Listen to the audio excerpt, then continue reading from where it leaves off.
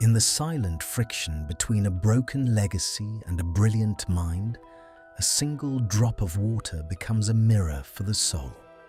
Can you truly own a heart by silencing its voice? Or is the deepest submission found when the mask finally shatters? Discover what lies beneath the scent of ash and lilies. We begin. The air in the subterranean levels of the Ministry of Magic did not circulate. It simply lingered, heavy with the scent of damp stone and the metallic tang of ancient enchantments. Hermione Granger adjusted the cuff of her starch-white blouse, her fingers trembling slightly. A betrayal of her composure she permitted only in the shadows of the corridor. For 3 months, she had shared this workspace with Draco Malfoy.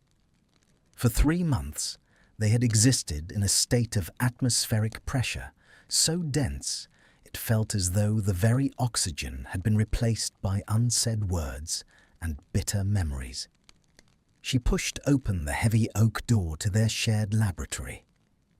The room was bathed in the flickering amber glow of a dozen suspended candles, their wax dripping in slow rhythmic intervals. Draco was there, hunched over a silver cauldron. The light caught the sharp angle of his cheekbone and the stark platinum brilliance of his hair, pulled back strictly at the nape of his neck. He didn't look up, but the rhythm of his stirring altered, a fraction of a second's hesitation that told her he had registered her presence by the cadence of her footsteps alone. "You're late, Granger," he murmured. His voice was a low rasp, devoid of its teenage venom, but laced with a weariness that felt heavier than any insult. "By 4 minutes, Malfoy. I suspect the magical world will survive the delay," she replied, her voice crisp, though her gaze drifted to his hands. His knuckles were white where he gripped the glass stirring rod, the pale skin stretched tight over bone. She moved to her own station, but as she passed his workbench, a scent hit her. A scent that didn't belong to the restorative tonics they were supposed to be perfecting. It was sweet, cloyingly so, like overripe lilies decaying in a closed room, underscored by a sharp, acidic bite of crushed pomegranate seeds and something cold, like wet iron. Hermione's breath hitched. She knew that scent. She had spent a year studying the forbidden compendiums in the restricted section after the war, documenting the poisons and charms the Death Eaters had used to subjugate their captives. This was the Vinctum Animae, the submission potion. She froze, her hand hovering over a stack of parchment. Her heart hammered against her ribs, a frantic bird in a cage. Why? Why would he brew this?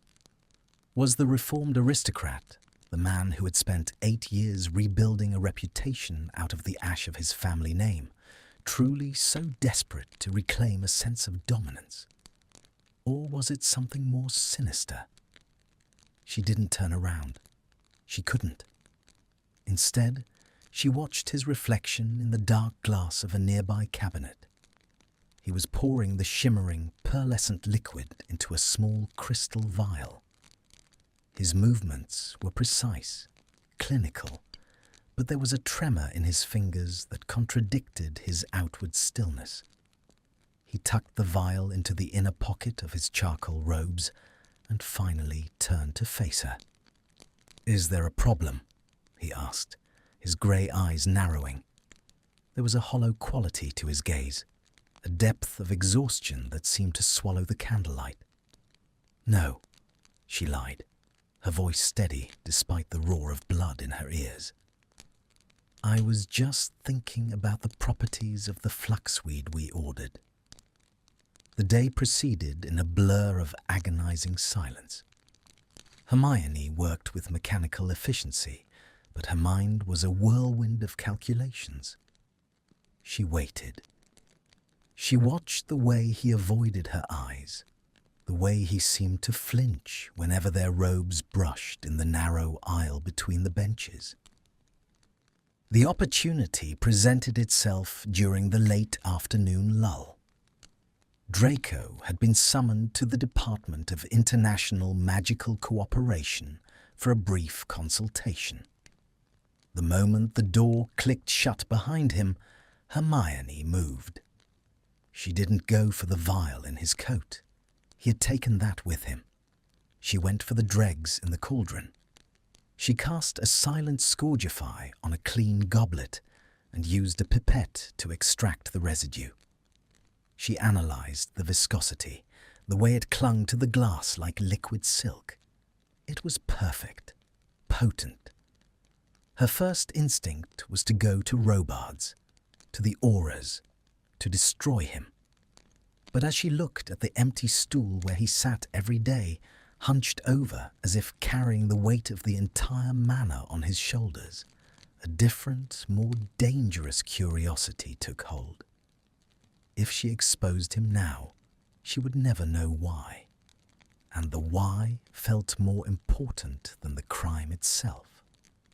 She tipped the cauldron into the waste disposal grate, watching the forbidden brew vanish with a hiss of green sparks. Then she filled a fresh vial with clear enchanted water, adding a drop of vanilla and a hint of copper-scented oil to mimic the base notes of the potion's aroma. She waited. When Draco returned an hour later, the laboratory was draped in the violet hues of dusk. He looked frayed, his tie loosened, a smudge of ink on his thumb. He walked straight to his station and stopped. His eyes darted to the clean cauldron, then to Hermione.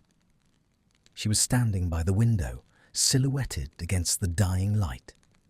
She held the vial of water, the one she had disguised, between her thumb and forefinger. "You left this out, Draco," she said, using his first name for the first time in years. The word felt heavy, unfamiliar on her tongue. He went deathly still. The air in the room seemed to vanish, leaving a vacuum of pure, unadulterated tension. He didn't move toward her. He seemed to shrink into himself, his shoulders tensing as if bracing for a physical blow. "Granger," he whispered, his voice cracking. "Give that to me." "I know what it is," she said, stepping closer. The magnetic pull of the confrontation was irresistible. She saw the flash of sheer, naked terror in his eyes. Not the fear of a man caught in a crime, but something deeper, something that looked like grief. "You don't understand," he rasped, his hand reaching out, then dropping to his side. "You couldn't possibly." "Then show me," she challenged, her voice dropping to a whisper. "If this is what you want, if this is the only way you can function by taking away the will of another, then see it through." Before he could react, before he could utter a word of protest, she uncorked the vial and swallowed the contents in one fluid motion. The silence that followed was absolute. The only sound was the frantic ticking of a clock on the wall and the distant, muffled bustle of the ministry. Draco's face went a shade of white she didn't know was possible for a living person. He lunged forward, his hands grasping her shoulders, his grip desperate and bruising through the thin fabric of her shirt. "Why?" he choked out, his eyes searching hers with a frantic, jagged intensity. "Why would you do that, you foolish, arrogant woman?" Hermione forced her muscles to relax. She let her head tilt back, her gaze become vacant, her expression smoothing into a mask of artificial serenity. She let her arms hang limp at her sides. "I am here, Draco," she said, her voice devoid of its usual sharp intelligence, replaced by a soft, hollow compliance. Tell me what you need me to do." He recoiled as if she had burned him.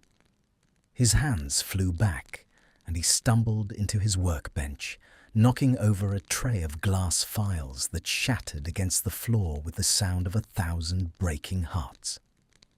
The shards glittered like fallen stars in the candlelight. He was shaking, visibly, violently shaking. He looked at her, his chest heaving, his mouth working, but no sound coming out. In that moment, the power dynamic hadn't shifted in his favor. By feigning submission, she had handed him the very thing he thought he wanted, and the weight of it was clearly crushing him. "I didn't," he started, his voice a broken sliver of sound. "I didn't want this." "The potion says otherwise," she replied softly, keeping her eyes fixed on a point just past his shoulder, maintaining the illusion. "You brewed it. You kept it. I am merely fulfilling the requirement." He looked down at the shattered glass at his feet, his knuckles bleeding where he had gripped the edge of the stone table. He didn't order her to clean it. He didn't ask her to leave. He simply stood there in the wreckage of his own design, the silence between them growing, stretching, becoming a living thing that pulsed with the rhythm of their shared, fractured breaths. Hermione watched him through her lowered lashes, her heart still racing. She had stepped into the cage and locked the door herself. Now she would wait to see if the monster she expected him to be would appear, or if the broken man before her was the one who truly held the key. "Go home, Granger," he finally whispered, not looking at her. "Just go home." "Yes, Draco," she said, the words tasting like ash. She turned and walked out, her footsteps echoing in the empty corridor. She didn't look back, but she could feel his gaze on her spine, a cold, sharp pressure that didn't fade until she reached the atrium. The game had begun, and as she stepped into the green flames of the flue, she realized with a jolt of fear that she no longer knew which of them was the hunter and which was the prey. The morning mist clung to the windows of the ministry like a damp shroud, blurring the sharp edges of the wizarding world into a grey, indistinct haze. Hermione entered the laboratory with a deliberate, rhythmic gait. She had spent the night rehearsing the stillness of her limbs, the way her breath should shallow out, and the precise degree of emptiness she needed to project in her gaze. She was a master of research. Today, the subject was the anatomy of power. Draco was already there. He looked as though he hadn't moved since she left the previous evening. The shards of glass had been cleared, but a dark stain remained on the stone floor where the potion had spilled. He was sitting at his desk, his head resting in his hands, his fingers buried deep in the dishevelled silk of his hair. When the door clicked shut, he jolted, his spine snapping straight with a suddenness that spoke of raw nerves. "You're back," he said. It wasn't a question. It was an observation filled with a strange, jagged dread. "I am here to assist you," Hermione replied. Her voice was level, filtered of its usual argumentative heat. She didn't head to her own station. Instead, she walked toward him, stopping exactly 3 feet away, the distance of a servant awaiting instruction. He looked up at her, and the sight of his face sent a jolt of visceral friction through her chest. Dark circles, like bruises, underlined his eyes, and his skin possessed a translucent, sickly quality. He looked at her, really looked at her, searching for the spark of defiance that usually defined the set of her jaw. Finding only a placid, terrifying calm, he recoiled, his chair scraping harshly against the floor. "Stop it," he rasped, his voice cracking like dry parchment. "Stop looking at me like that." "Like what, Draco?" "Like you've been hollowed out. Like there's nothing behind your eyes but my own reflection." He stood up abruptly, his movements erratic. He began to pace the narrow length of the room, his robes billowing behind him like the wings of a trapped crow. It was a mistake. The potion. It shouldn't have happened. "But it did," she said softly, her hands folded neatly in front of her. She noticed the way his gaze kept darting to her wrists, as if expecting to see invisible chains. "I am simply following the natural progression of the brew. You are the master of the laboratory. Tell me what you require for the morning's work." He stopped pacing and turned to face her, his chest heaving. The atmospheric pressure in the room shifted, growing heavy with the scent of ozone and the metallic tang of his suppressed magic. He moved toward her, his footsteps silent on the stone, until he was close enough that she could feel the radiating heat of his body. It was a magnetic pull, a tactile friction that made the small hairs on her arms stand up. "I require you to be yourself," he whispered, his voice dropping to a dangerously low register. He reached out, his hand hovering near her cheek, his fingers trembling with a suppressed tremor. "Argue with me, Granger. Tell me my methodology is flawed. Insult my family's legacy. Do something, anything, other than this." Hermione didn't flinch. She didn't blink. She maintained the vacant, silver-screened stare she had perfected. "I cannot argue with the one I am bound to serve. The potion ensures that your will is my primary directive." A flicker of something, was it agony, crossed his features. His hand dropped, his knuckles brushing against the fabric of her sleeve. The contact was brief, a mere whisper of friction, but it felt like a brand. He turned away from her, leaning his weight against the heavy stone workbench. "Then clean the cauldrons," he spat, his voice regaining a thin veneer of his old arrogance, though it sounded brittle, like ice about to break. "Manual labor, no magic. If you want to be a tool, then be one." "As you wish." Hermione moved to the sink. The water was ice cold, biting into her skin as she began to scrub the stubborn residue of dried ingredients from the heavy pewter. She worked in silence, the only sound the rhythmic rasp of the brush and the splash of water. She could feel his eyes on her back, a constant, burning weight. He wasn't working. He was watching the way her shoulders moved, the way her hair escaped its pins and curled against the nape of her neck. Hours passed in a state of suffocating tension. The silence wasn't empty. It was filled with the static of things unsaid. Every time she finished a task, she returned to him, standing in that same spot, waiting. "Sit down," he finally commanded, his voice tight. "You're making me nauseous just standing there." She sat. She watched him attempt to brew a simple pepper-up potion, his hands so unsteady that he nearly added the mandrake root at the wrong interval.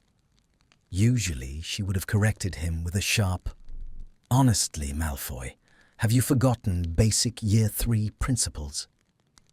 Now she remained silent, watching the potion turn a muddy, useless brown. He slammed his fist onto the table, the impact vibrating through the floor. "Say it," he barked, turning to her. "Say I'm doing it wrong."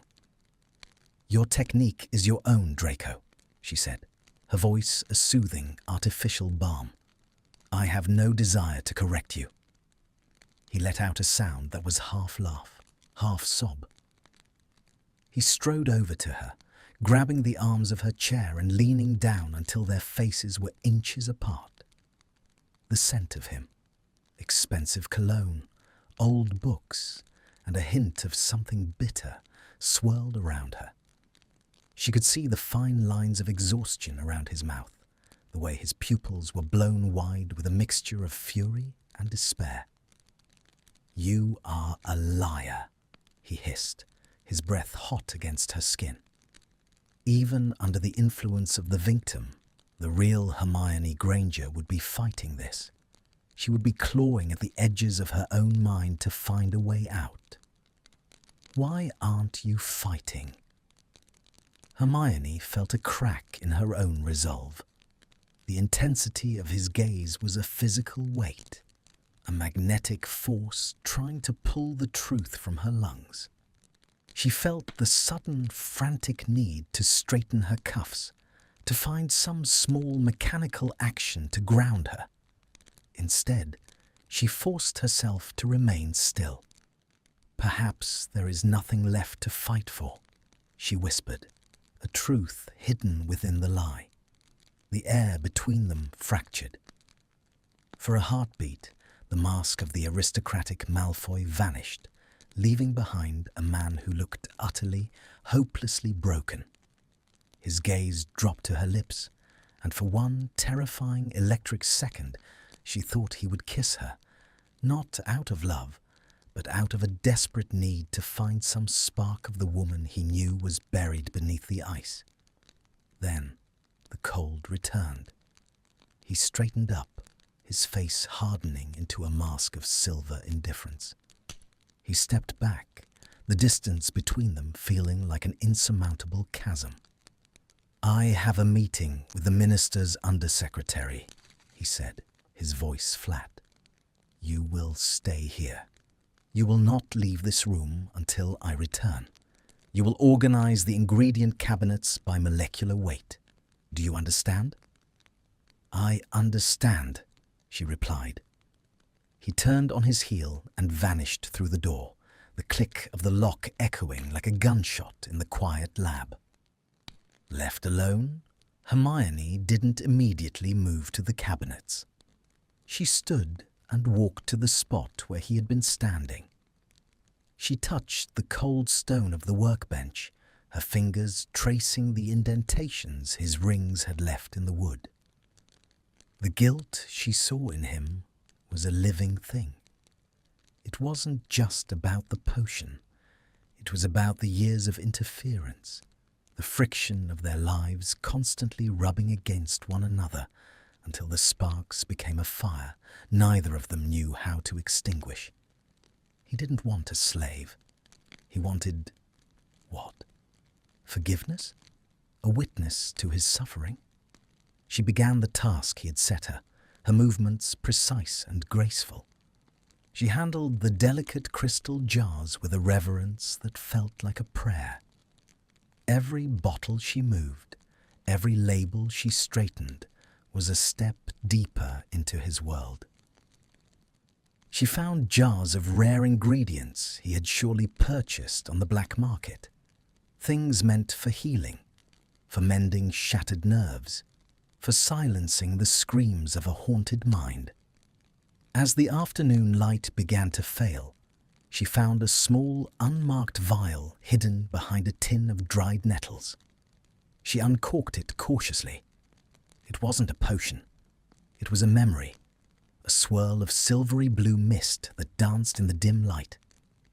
Before she could decide whether to view it, the door swung open.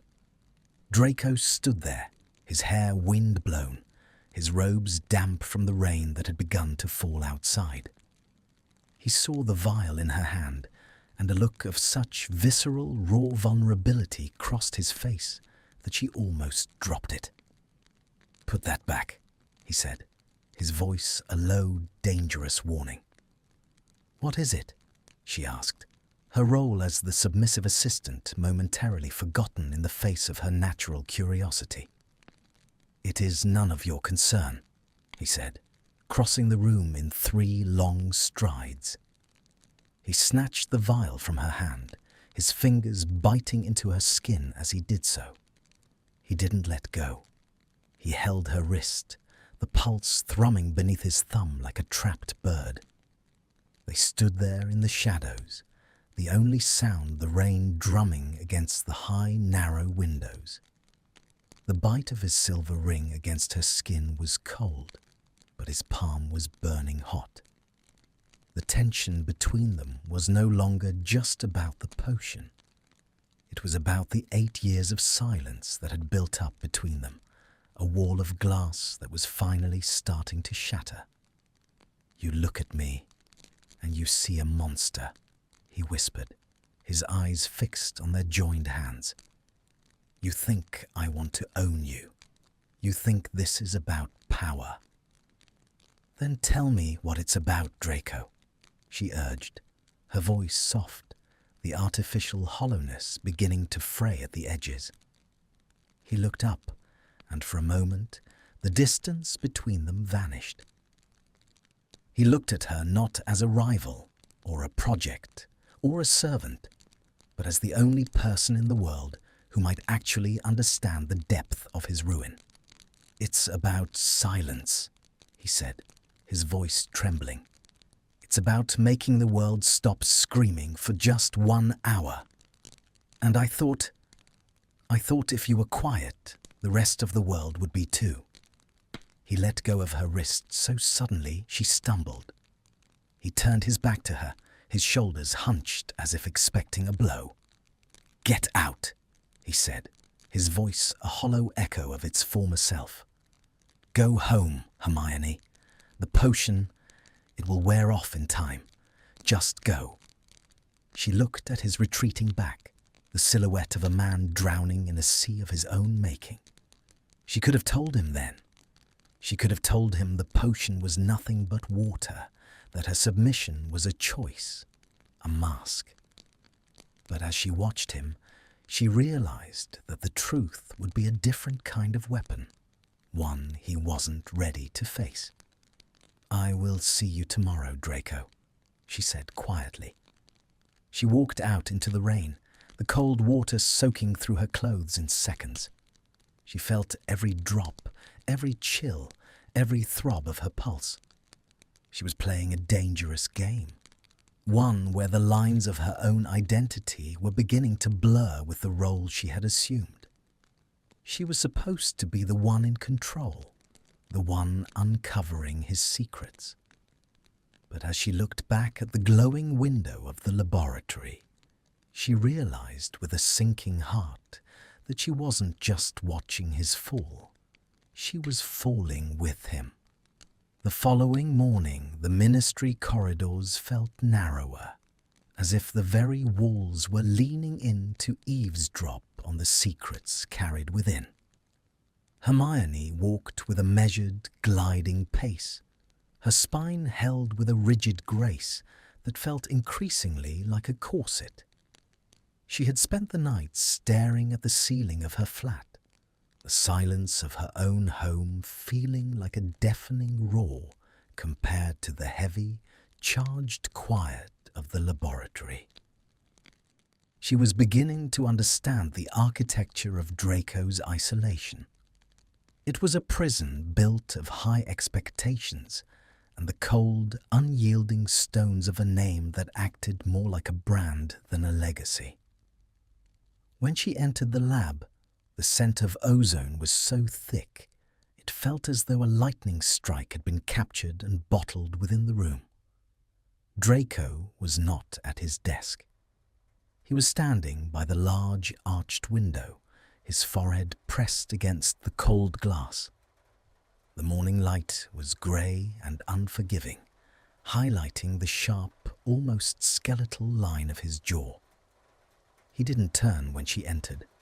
He didn't move a muscle, yet the air in the room seemed to ripple with the sheer force of his suppressed agitation. "The inventory is complete, Draco," Hermione said, her voice a soft, melodic chime in the gloom. She moved to her station and began to arrange her tools, the clink of glass against stones sounding like miniature bells.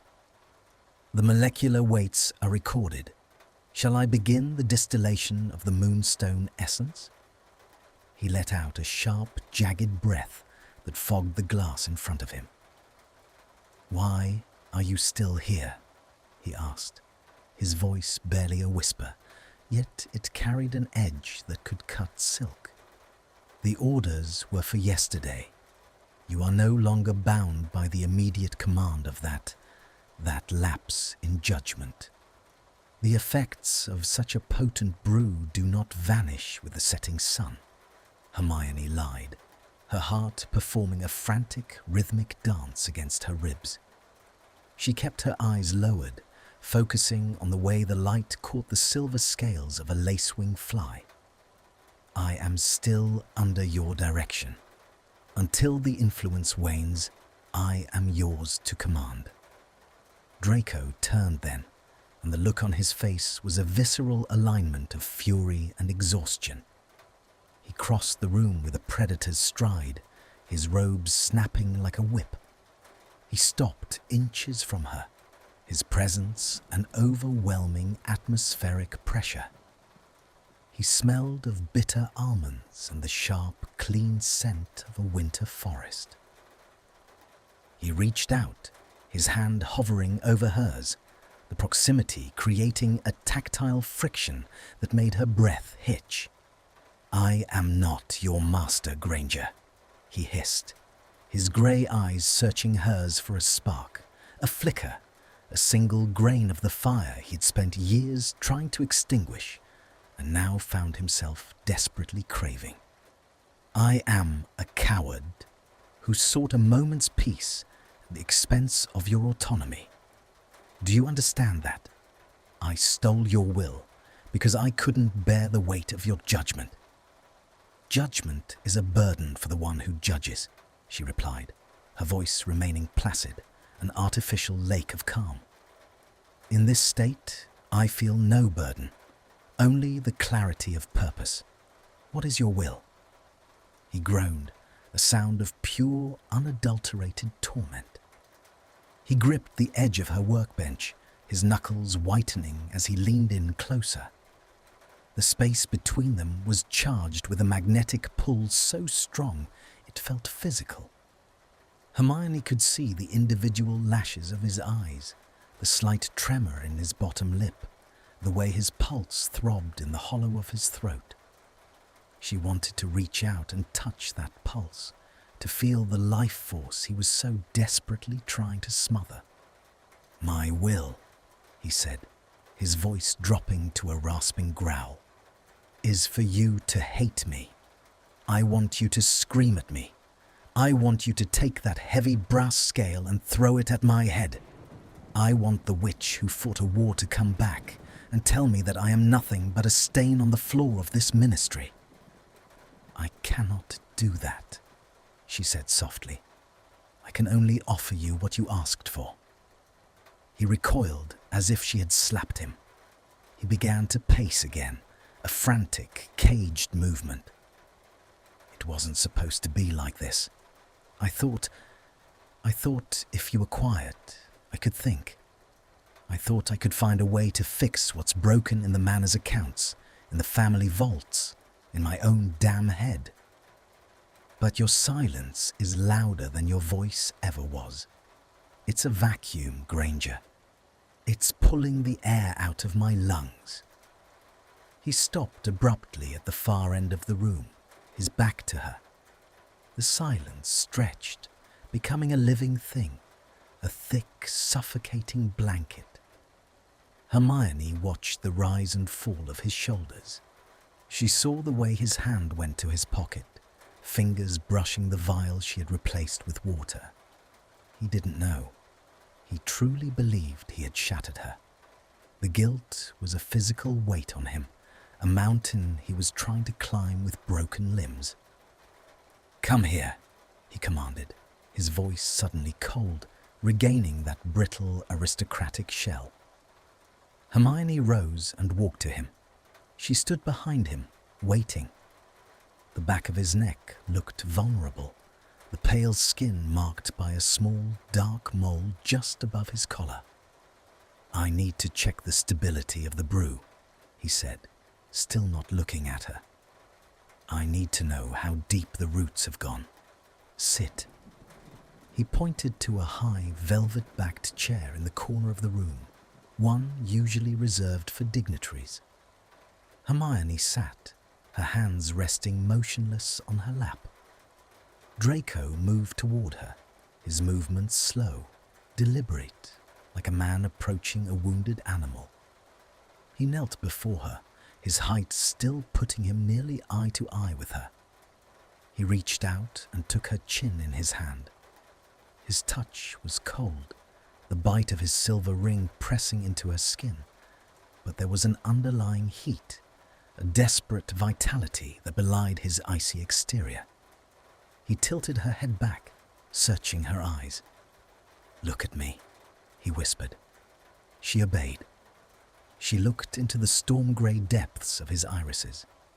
She saw the fractures there, the tiny lines of silver and charcoal that told a story of sleepless nights and a soul at war with itself. There was a visceral impact in the contact, a jarring alignment of their spirits that made her want to weep. "Your pupils," he murmured, his thumb brushing the line of her jaw.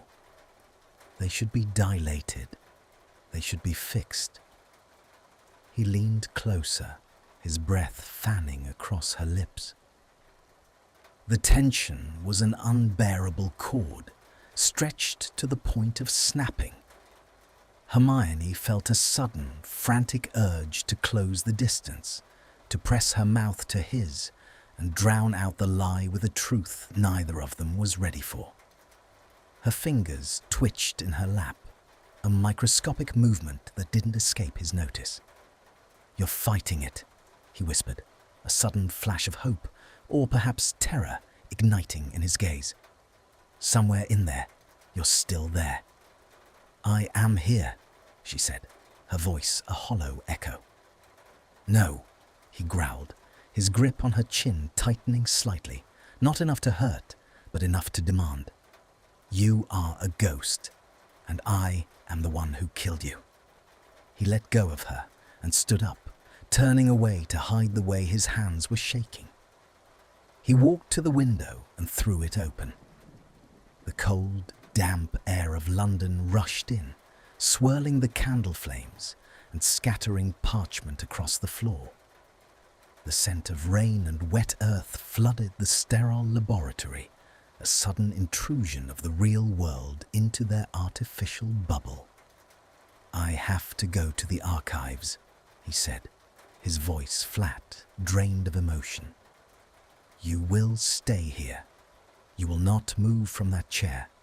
You will reflect on the nature of your own brilliance and how easily it was snuffed out by a man who isn't fit to hold your inkwell. That is my command." He didn't wait for her response. He vanished through the door, the heavy latch clicking into place with a finality that felt like a sentence. Hermione sat in the silence, the wind whistling through the open window, chilling her to the bone. She didn't move. She couldn't. Not because of the potion. The water she had drunk had long since passed through her system, but because of the weight of the revelation. He didn't want power. He wanted punishment. He had brewed the submission potion not to control her, but to prove to himself that he was the villain the world said he was. He was using her as a mirror to reflect his own perceived rot. Every moment of her submission was a lash against his own back. She looked at her hands, pale and steady in the dim light. She was no longer just a researcher or a spy. She was a participant in a ritual of self-destruction. The tension between them wasn't just the friction of two enemies. It was the grinding of two souls trying to find a way to exist in the wreckage of their pasts. She stood up, ignoring his command to stay in the chair. She walked to the window and looked out at the grey, churning sky. The rain was coming down harder now, a deluge that promised to wash away the soot of the city. She felt a sudden, fierce need to be honest, to break the glass, to tell him that he hadn't succeeded in ruining her. But as she watched a single crow struggle against the wind, she realized that the truth would be too easy. If she told him now, he would simply find another way to flagellate himself. To save him, she had to stay in the cage until he was the one who decided to open the door. She returned to the chair and sat down, folding her hands. She waited for the sound of his footsteps, for the turn of the key, for the next act in this play of shadows. The atmospheric pressure in the room remained high, a heavy electric silence that felt like the moment before a great hall ceiling begins to storm. She was the lightning, and he was the rod, and she knew that when the strike finally came, it would leave them both scorched to the earth. Hours passed. The candles burned low, their wax forming grotesque frozen shapes on the silver holders. The shadows in the corners of the room grew long and predatory. Finally, she heard it, the hesitant scrape of his boots in the corridor. The lock turned slowly, as if he were afraid of what he would find inside. He entered, his robe soaked, his hair plastered to his forehead.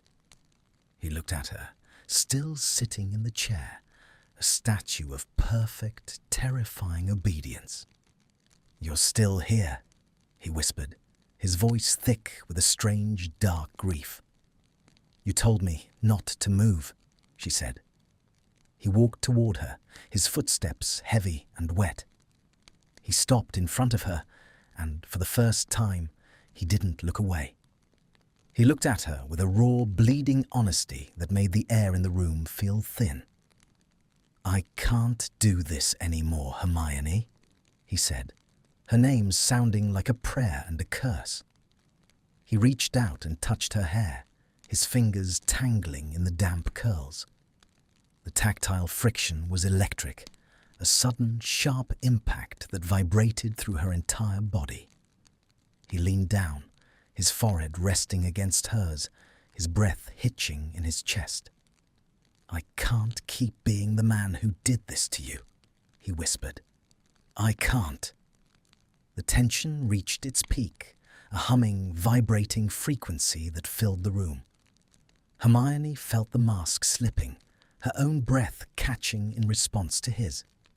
She was so close to breaking, so close to reaching out and pulling him into the reality of her warmth. But she stayed still, a silent witness to his undoing, as the first tears he had likely shed in a decade fell onto the back of her hand, hot and jarring against her skin. The dampness of Draco's robes seeped into the air, mingling with the scent of singed wick and the lingering sweetness of the phantom potion. The laboratory felt as though it had been submerged underwater. Every movement was slow, heavy, and fraught with the pressure of 1,000 atmospheres. Hermione felt the heat of his forehead against hers, a searing point of contact that threatened to melt the icy facade she had so painstakingly constructed. His tears, silent and scorching, continued to track across her skin, each drop a visceral alignment of his internal wreckage with her external stillness. "Look at what I've made of you," he choked out, his voice a jagged sliver of sound that seemed to lacerate the silence. He didn't pull away. If anything, he leaned harder into her, as if her forced stability was the only thing keeping him from collapsing into the stone floor. A silent, hollow thing. I thought I wanted the noise to stop, but this silence is a graveyard. Hermione's heart hammered a frantic rhythm against her ribs, a jarring impact of reality against her rib cage that she feared he could feel through the proximity of their chests. She had to maintain the vacancy.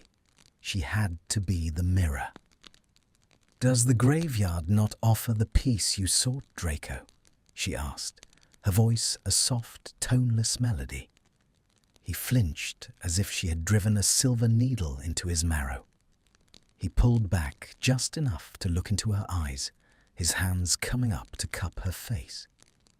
His palms were rough, his knuckles still bearing the faint, drying stains of the ink and the blood from the previous day. The tactile friction of his skin against hers was an electric current, a magnetic pull that made it nearly impossible to keep her expression smooth. "Don't call it peace," he whispered, his grey eyes searching her face with a desperate, starving intensity. "It's a void. I wanted to control the friction between us, the way you always seem to find the exact nerve to press to make me feel like a failure. But without that, I am nothing. I am just a ghost haunting a laboratory in a world that forgot me." He let his hands slide down to her throat, his thumbs resting over the pulse points beneath her jaw. He wasn't squeezing. He was feeling the life in her, the rhythmic thrum of her blood. It was a moment of profound, non-verbal intimacy, a silence that breathed with the weight of their shared history. "You're still in there," he muttered, more to himself than to her. "The potion shouldn't be this perfect. There should be a tremor, a flicker of the old Granger, the one who would have slapped me for even thinking of a victim. She is not here." Hermione lied, her voice a hollow echo. "There is only what you have commanded." Draco's expression shifted, the grief hardening into a sudden, sharp-edged frustration. He let go of her and stood up, the atmospheric pressure in the room spiking as his magic reacted to his agitation. The candles flared, their flames turning a violent, flickering blue. "Then I command you to be angry," he shouted, the sound echoing off the vaulted ceiling. "I command you to feel the betrayal. I am a Malfoy. I am the boy who stood on the tower and let the monsters in. I am the man who poisoned your coffee because he was too weak to handle your brilliance. Hate me, Hermione. Hate me so I can feel something other than this suffocating rot." Hermione remained seated, her hands folded with a terrifying mechanical grace. The rot he spoke of, the metaphor he used to describe his own soul, she refused to acknowledge it. She saw only the man, stripped of his armor, bleeding in front of her. "I cannot hate what I am bound to," she said softly. The words seemed to sap the strength from his legs. He sat down on the floor in front of her, his expensive robes pooling around him like dark ink. He looked up at her, his face pale and wet, a portrait of a man who had reached the absolute end of his endurance. "I can't undo it," he whispered, his voice trembling. "The antidote. I destroyed the ingredients weeks ago in a fit of pique. I thought if I didn't have the cure, I wouldn't be tempted to use it. I wanted to trap us both. But I didn't realize that the cage would be so cold." Hermione felt a surge of genuine shock. He had destroyed the ingredients. He had intended for this to be permanent. The depth of his self-loathing was a chasm she hadn't fully measured. He hadn't just been testing her. He had been attempting a slow-motion suicide of the spirit, taking her with him because he couldn't imagine a world where she existed and didn't despise him. A long, heavy silence stretched between them, broken only by the rhythmic patter of the rain against the glass. The atmospheric pressure shifted from explosive to stagnant.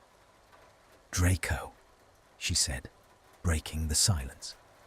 She used his name again, but this time she allowed a fraction of warmth to color the tone, a subtle shift in the atmospheric pressure of her voice.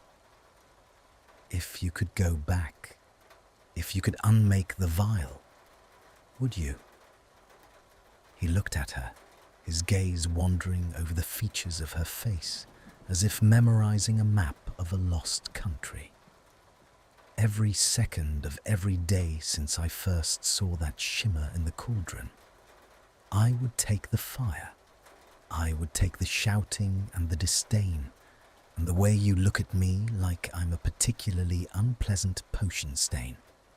I would take all of it, just to hear you say my name and mean it. He reached out, his hand trembling as he touched the hem of her skirt. It was a gesture of such profound humility, such visceral vulnerability, that Hermione felt her own mask begin to crumble. The friction of the lie was becoming too great to bear. "Then why did you do it?" she asked, her voice cracking, a real, unscripted break in the facade. Draco didn't notice the slip. He was too deep in his own internal monologue. "Because I was tired, Hermione. Tired of being the only one who remembered the war in this building. Everyone else moved on. They got married, they had children, they became ministers. And I stayed in the dark, stirring cauldrons and waiting for the world to notice I was still here. And you? You were the only one who looked at me. Even if it was with hatred, it was real. I was terrified that if I didn't do something, even you would stop looking.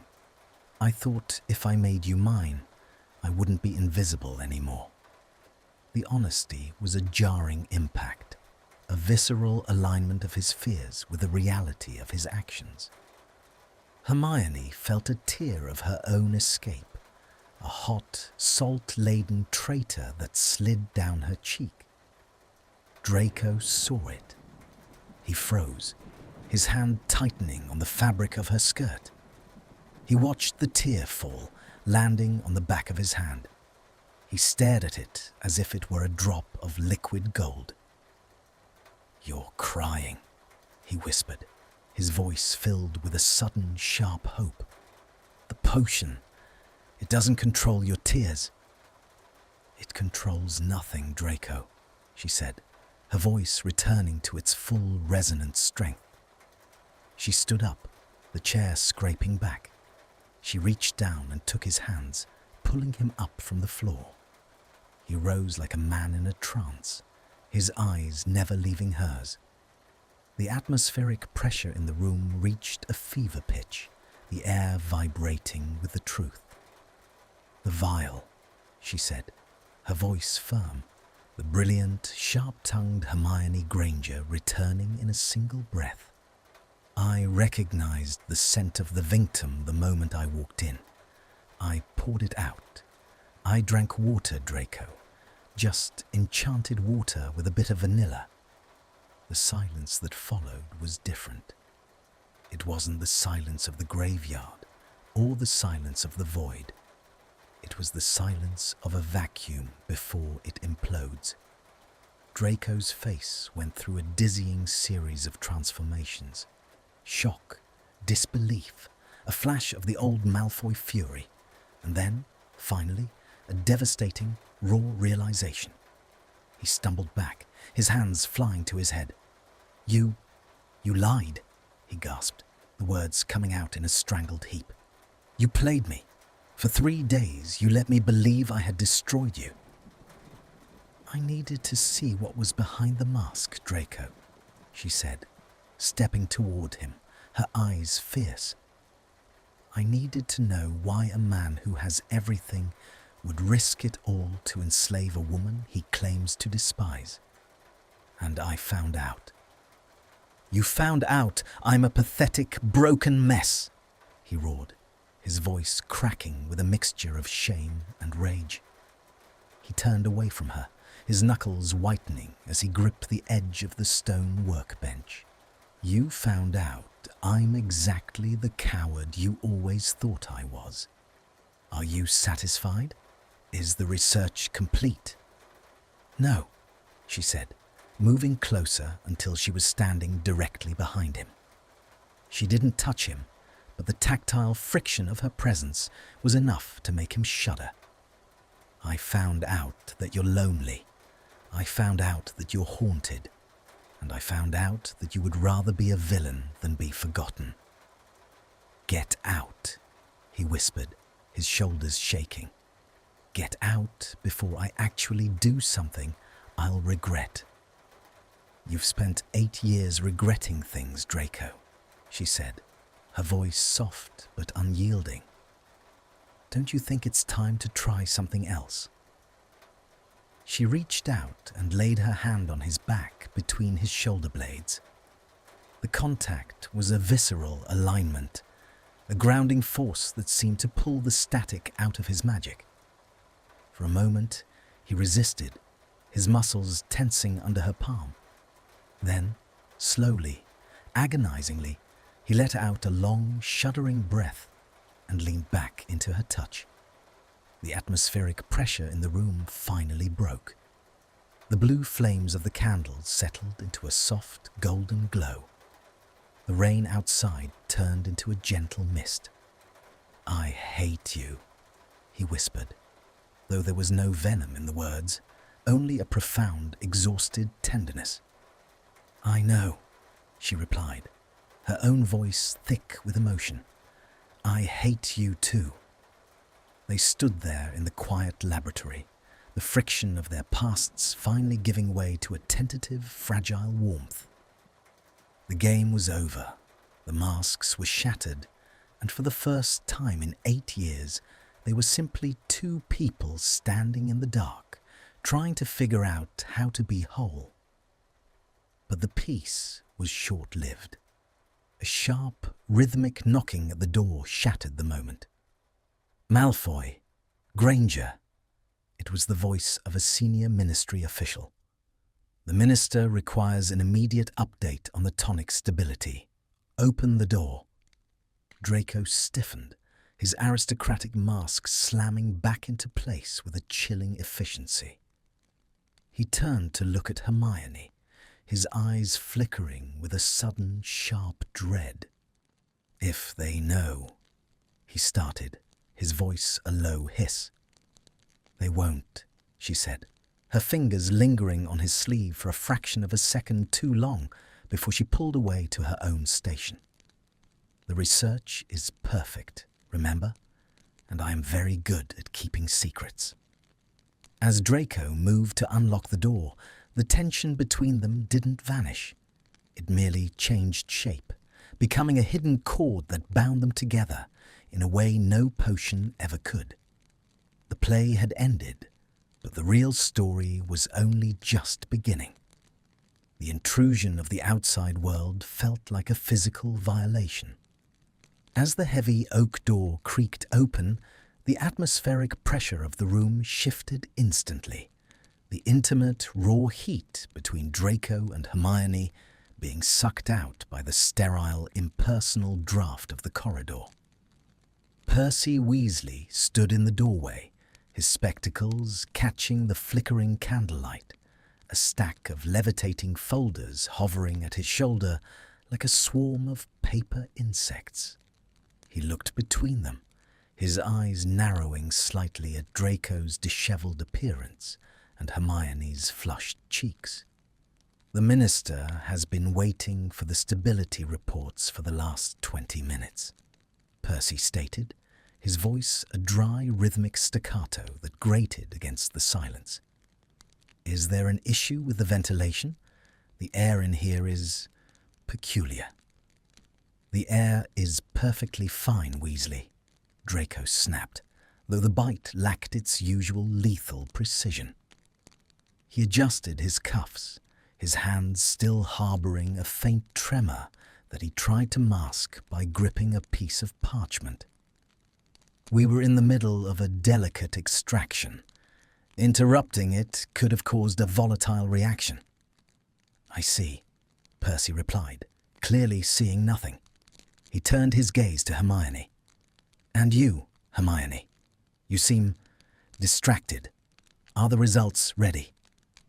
Hermione felt the weight of Draco's gaze on the side of her neck, a magnetic pull that she fought to ignore. She straightened her spine, her fingers tracing the edge of the workbench to ground herself. The results are consistent with our projections, Percy. Draco, Malfoy and I were just verifying the final molecular alignment. Excellent. Bring the files to level 1 immediately. Percy turned and marched away, the folders fluttering after him like obedient pets. The door remained open, the sanctuary of their shared secrets now breached. Draco didn't look at her. He turned back to the window, his silhouette stark against the deepening indigo of the evening. The silence was no longer the heavy, suffocating blanket of the potion lie. It was a fragile, crystalline thing, liable to shatter at the slightest breath. "You should go," he said, his voice low and devoid of the previous fire. "The minister doesn't like to be kept waiting, and you've already risked enough playing this game."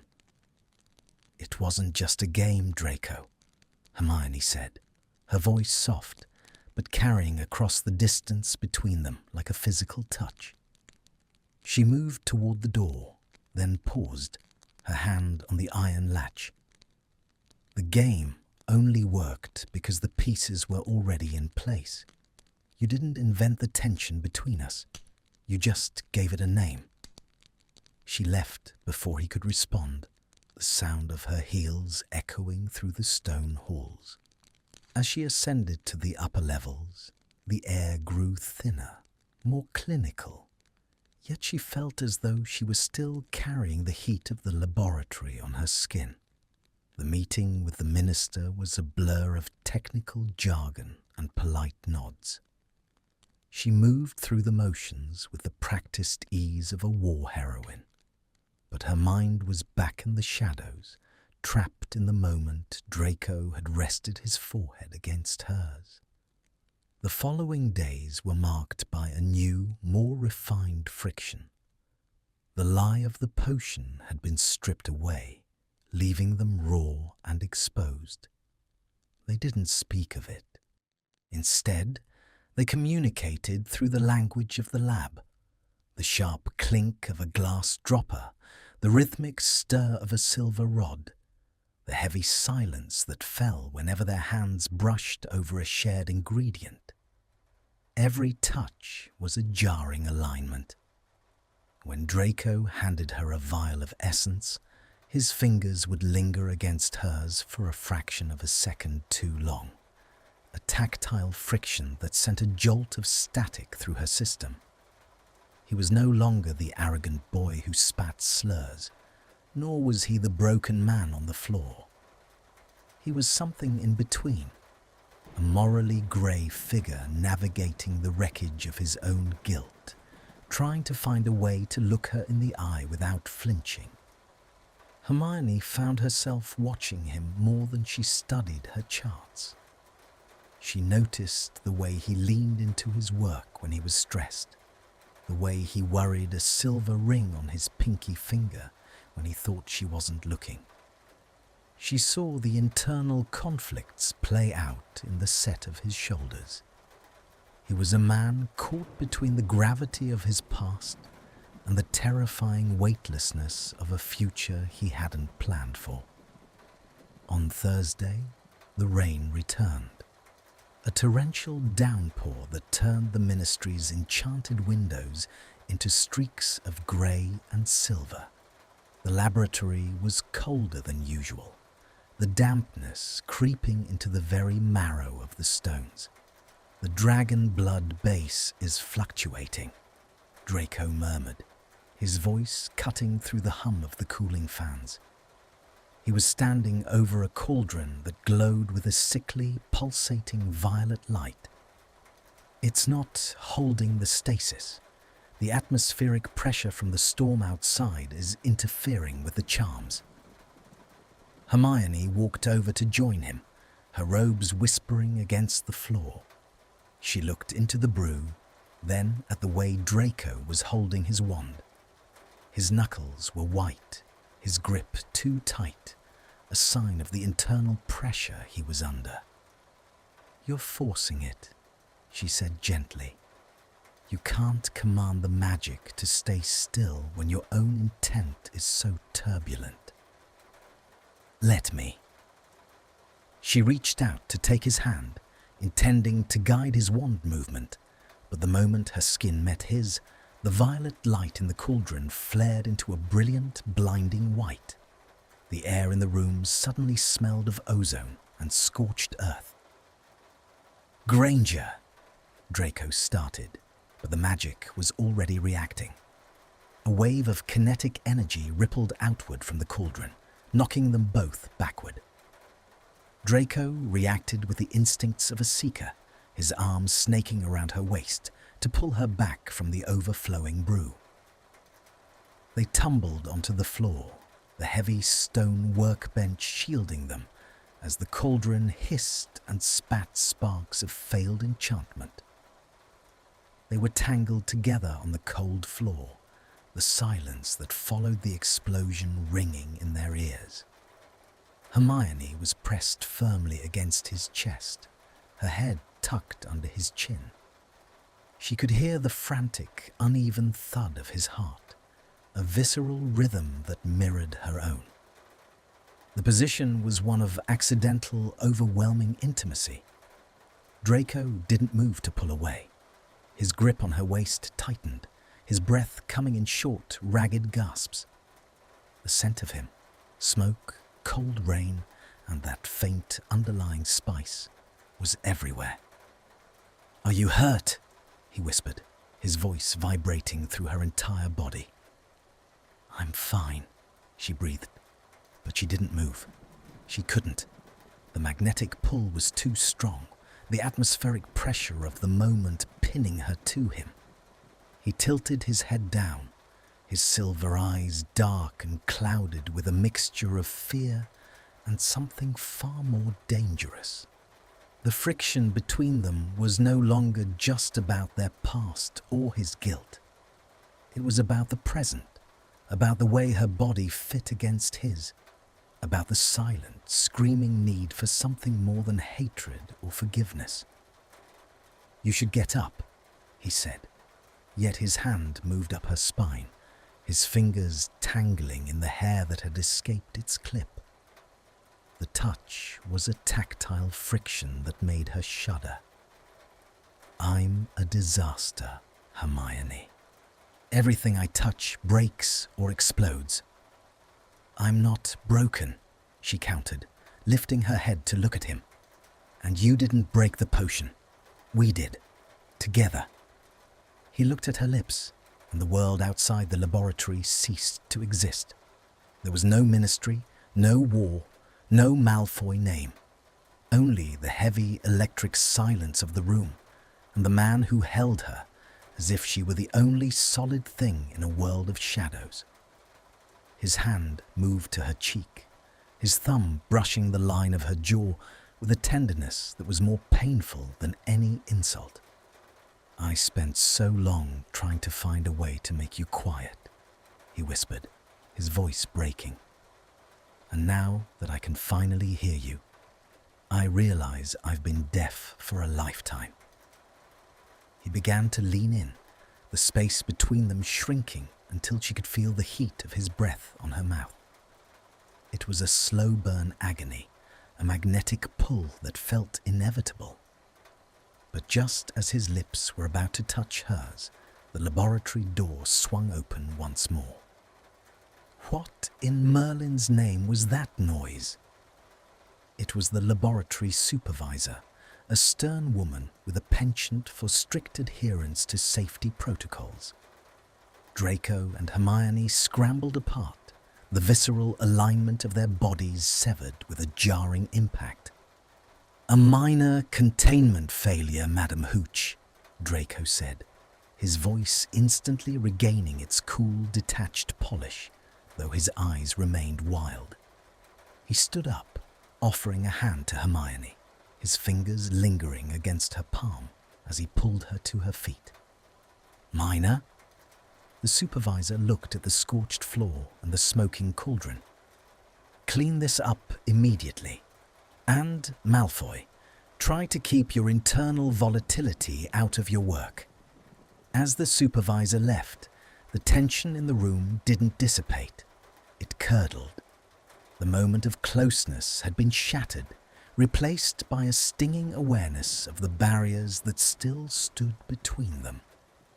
Hermione began to clean the mess with a flick of her wand, her movements sharp and jerky. She felt a sudden, frantic need to put distance between them, to straighten her cuffs and reassemble the mask of the professional colleague. "I have to go to the library," she said, not looking at him. "I need to research a more stable base for the dragon blood." "Hermione!" he called out, his voice echoing in the empty lab. She stopped, her hand on the door, but she didn't turn around. "The potion," he said, his voice low. "The one you drank. You said you drank the water to see what was behind the mask." "Yes." "Did you find what you were looking for?" She paused, the weight of the question hanging in the air like a heavy mist. She thought of the tears on his face, the way his heart had hammered against hers, the raw vulnerability he had shown in the dark. "I found a man I didn't know existed," she said quietly, "but I don't know if he's the one who's staying." She walked out, the click of the door marking the end of the day's work. But as she walked through the cold, rain-slicked streets of London, she knew that the fire in the lab hadn't been extinguished. It was smouldering, buried deep beneath the surface, waiting for the right moment to consume them both. The friction was growing, the atmospheric pressure building toward a storm that no umbrella could withstand. She reached her flat, her clothes damp and her heart heavy. She looked at herself in the mirror, at the witch who had survived a war only to find herself losing a battle with a man she was supposed to despise. She touched her lips, where the heat of his breath still lingered. "Submission," she whispered to the empty room. It wasn't just about the potion. It was about the way her own heart was beginning to bow to a man who had spent years trying to break it. And as the rain hammered against her window, she realized that the most dangerous thing in the laboratory wasn't the victim animi. It was the truth they were both too afraid to speak. The following week, the atmosphere within the ministry's depths grew stagnant, as if the very stone were holding its breath. The laboratory, once a place of crisp clinical precision, had become a chamber of shadows and unspoken echoes. Draco had retreated into a shell of glacial professionalism, his movements so controlled they bordered on the mechanical. He arrived exactly at 8. He left exactly at 6. He spoke only of reagents, molecular weights, and the stability of the dragon blood base. Yet, whenever Hermione looked up from her parchment, she found the air around him thick with suppressed energy, a magnetic pull that seemed to vibrate in the silence between their workbenches. Hermione, too, had built her own fortress. She focused on the tooth of the old parchment as she scribbled notes, her quills scratching a frantic, rhythmic staccato against the silence. She avoided his gaze, yet she was acutely aware of his every move. She heard the soft clink of his silver ring against a crystal vial. She smelled the scent of ozone and peppermint that followed him like a spectral shroud. The friction was no longer a fire.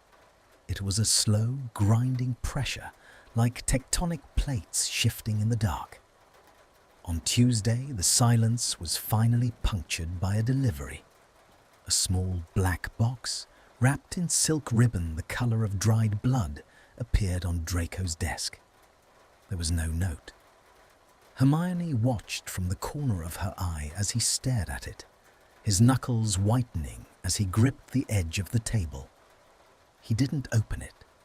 Instead, he shoved it into the back of a drawer and began to stir a cauldron of simmering hemlock with such ferocity that the liquid threatened to spill over the rim. "Your rhythm is off," Hermione said, her voice cutting through the stillness like a silver blade. She didn't look up from her scales. "You're over-agitating the base. It will lose its potency." "Thank you, Granger.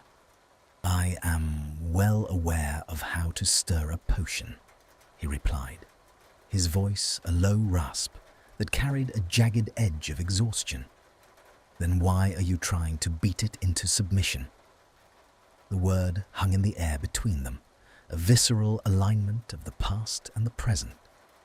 Draco stopped stirring. The glass rod remained submerged in the dark green liquid. He looked at her then, and for the first time in days, the ice in his eyes was replaced by a raw, burning hunger. Not for her, but for some semblance of the truth. "Is that what you think I'm doing?" he asked, stepping away from the cauldron. He moved toward her, his footsteps heavy on the damp stone. "You think everything I do is an act of subjugation? That I'm still that boy in the manor, trying to prove I can own the world?" "I think you're trying to own yourself, Draco," she said, finally meeting his gaze. The atmospheric pressure in the room spiked. "And you're failing, because you're terrified of what you'll find if you actually let go of the reins." He laughed, a hollow, bitter sound that echoed off the vaulted ceiling. "And you? You're so brave, Hermione. You're so principled. But for 3 days, you pretended to be a slave. You looked into my eyes and saw a man drowning, and you decided to hold his head under just to see how long he'd struggle. Who's the monster here?" The impact of his words was jarring. Hermione felt a sudden, frantic need to defend herself, her fingers tightening around the quill until the wood groaned. "I did it because I needed to know. I needed to know if you were truly the man who could brew a victim for a colleague. I needed to see the flaw of your soul. And was it clean enough for you?" he hissed, leaning down until they were inches apart. The scent of him, smoke, rain, and that underlying desperate spice flooded her senses. Was the view worth the betrayal? It wasn't a betrayal. It was a mirror. It was a trap. He slammed his hand onto her desk, sending a jar of beetle eyes skittering across the surface. "You let me mourn you." I sat on that floor and felt my entire life collapse because I thought I had destroyed the only person who actually looked at me. I felt the weight of your silence like a shroud, and you were just taking notes. The tactile friction of his presence was overwhelming. Hermione could see the individual fractures in his grey irises, the way his pupils were blown wide with a mixture of fury and despair. She felt the sudden electric pull of his magic, a chaotic, unguided force that made the candles flicker and the glass vials hum. "I'm sorry," she whispered, the words small and fragile in the face of his storm. The anger seemed to drain out of him all at once, leaving behind a hollow, trembling shell. He slumped against the desk, his head hanging low. Don't be sorry. It's the only honest thing that's happened in this room for years." He reached out, his hand hovering near hers. He didn't touch her, but she could feel the heat radiating from his skin. It was a moment of profound, non-verbal intimacy, a silence that wasn't empty, but filled with the static of things they couldn't name. "The box," she said softly, nodding toward the drawer. "What is it?" Draco sighed, a a sound of pure, unadulterated weariness. He pulled the drawer open and retrieved the black box. He set it on the table between them, his fingers lingering on the silk ribbon. "It's from my mother," he said. The Malfoy archives were finally unsealed this morning. Everything they seized after the war. It's being returned, including the things they couldn't categorize. He untied the ribbon. The silk felt like water against the stone. Inside the box, nestled in velvet, was a heavy silver ring. Not his family signet, but something older, darker. The silver was tarnished, and a single uncut obsidian stone was set into the band. It hummed with a low, thrumming vibration that Hermione could feel in her teeth. "A soul binder," she breathed, her hand moving instinctively toward it before she caught herself. "My father's," Draco said, his voice flat. "He used it to ensure the loyalty of the house elves and others. It's the mechanical version of the potion I tried to brew. Only this one doesn't wear off. It doesn't need to be swallowed. It just needs to be worn." He picked up the ring. The bite of the silver against his skin was visible. A faint red mark appeared wherever the metal touched him. He looked at it with a visceral, raw loathing. "She sent it to me as a reminder," he whispered, "of who I am, of what we do. She thinks I should start acting like a Malfoy again. She thinks I should reclaim my position." He looked at Hermione, and the conflict in his eyes was a devastating sight. He was a man being pulled apart by the gravity of his lineage and the light of his own emerging conscience. "Give it to me," Hermione said, her voice steady. "What?" "The ring. Give it to me. I'll take it to the Department of Mysteries. They can neutralize it. You don't have to carry this, Draco." He looked at the ring, then at her. He held it out, the obsidian stone catching the flickering candlelight like a dark, hungry eye. As Hermione reached out to take it, their fingers brushed. The contact was a jarring impact, a visceral alignment of their magic. A spark of blue static jumped between them, and for a second, the laboratory vanished. Hermione saw a flash of a cold white drawing room, a boy standing in front of a fireplace, his shoulders shaking as he hid a broken bird behind his back. She saw the weight of a hand on his shoulder, a ring exactly like this one pressing into his skin. She gasped, pulling her hand back, but the ring was already in her palm. It felt impossibly heavy, like a lead weight.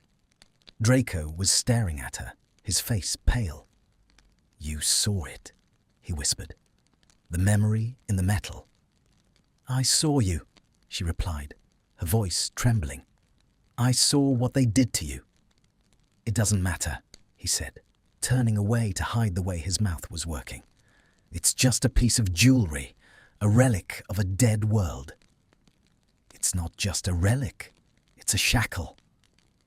She moved around the desk, standing in his path. The atmospheric pressure in the room shifted again, becoming thick and suffocating. "You keep trying to punish yourself for being a Malfoy, but you were the first victim of that name, Draco. Don't you see that?" "I don't need your pity, Granger," he barked, his eyes flashing with a sudden defensive fire. "It isn't pity, it's the truth." She reached out and grabbed his arm, her fingers digging into the expensive wool of his sleeve. The tactile friction was electric. She could feel the tension in his muscles, the way he was vibrating like a plucked string. "Look at me," she commanded, her voice dropping to a whisper. He didn't look. He stared at the wall, his jaw clenched so tight she thought it might shatter. "Draco, look at me." Slowly, he turned his head. His eyes were red-rimmed, his expression a mask of pure, unadulterated agony. The distance between them was negligible.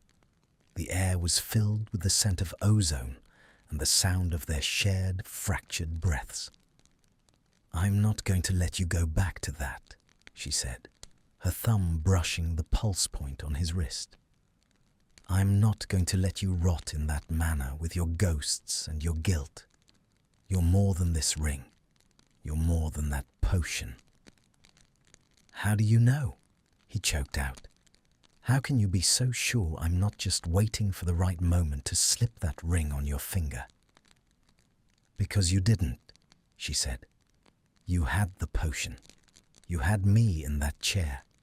You had every opportunity to be the monster, and you broke down and cried instead. You're a terrible villain, Draco Malfoy." A strange, watery smile touched his lips for a fraction of a second. He leaned his forehead against hers, the contact a searing magnetic pull. "And you're a terrible researcher. You've compromised the entire experiment." "The experiment was flawed from the start," she whispered. The tension reached a breaking point. The silence in the room was no longer a graveyard. It was a womb, a place where something new was trying to be born. Draco reached up, his fingers trembling as he touched the side of her neck. The bite of his ring was cold, but his palm was burning. He didn't kiss her. He simply held her there, in the quiet, shadowed lab, as the rain outside began to turn into a gentle, rhythmic patter. The atmospheric pressure settled into a heavy, comfortable weight.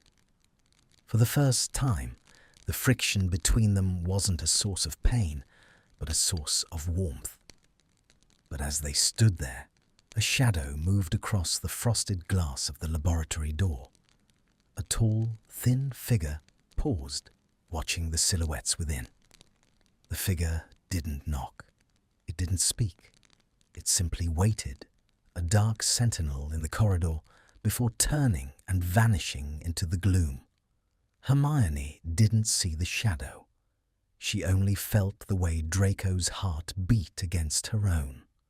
A visceral, rhythmic reminder that they were alive, and that for all the potions and rings in the world, the only thing that truly bound them was the choice to stay.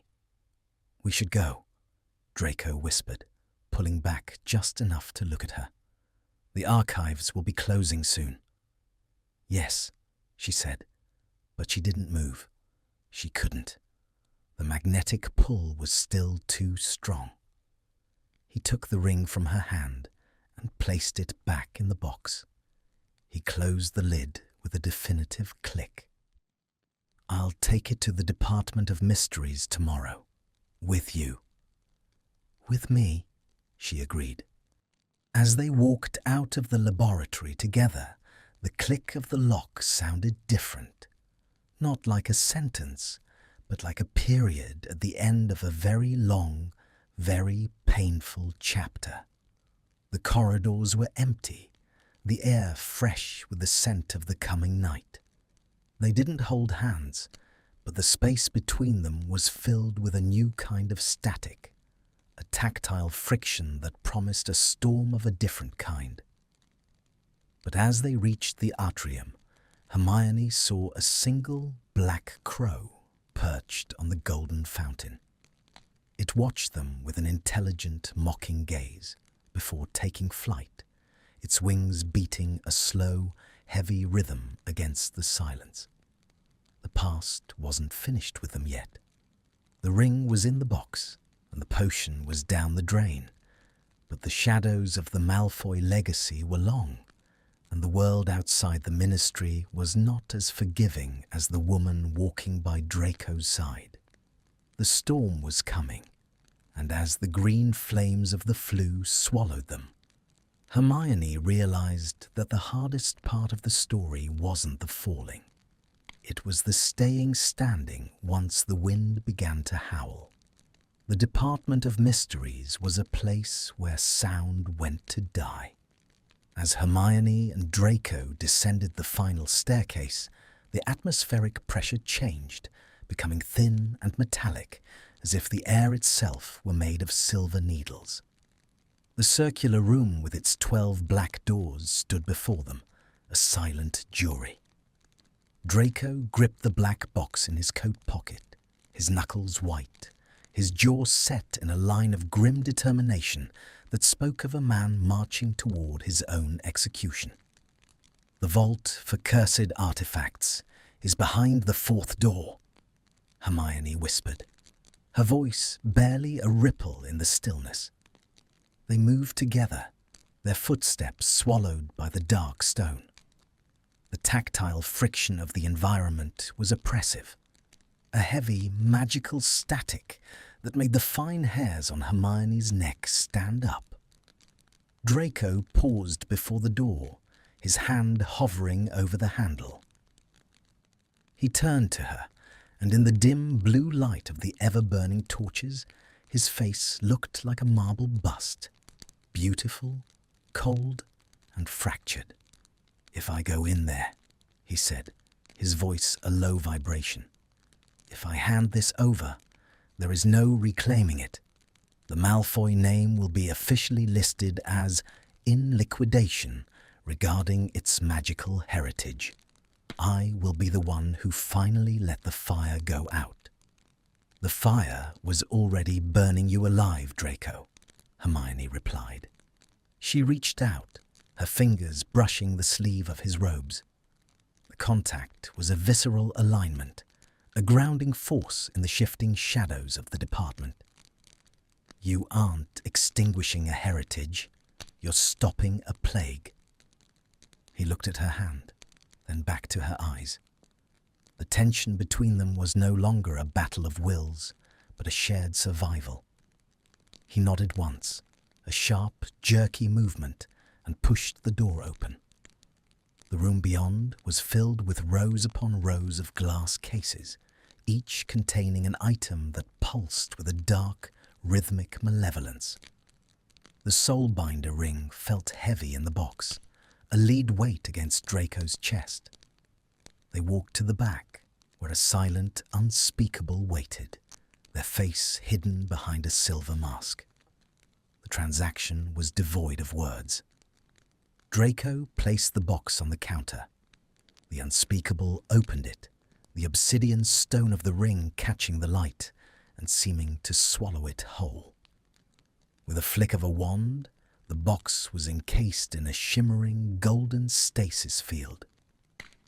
As they walked back out into the circular hall, Draco seemed to physically shrink, his shoulders slumping as if a mountain had been lifted from them, only to leave him hollowed out. The atmospheric pressure of the department suddenly felt unbearable. They hurried back to the lifts, and it wasn't until they were ascending toward the atrium that Draco spoke. "It's done," he whispered, staring at his reflection in the polished brass of the lift doors. "I'm just Draco now. No rings, no potions, no legacies. Just Draco is more than enough," Hermione said. But as the lift doors opened into the atrium, the peace they had briefly found was shattered.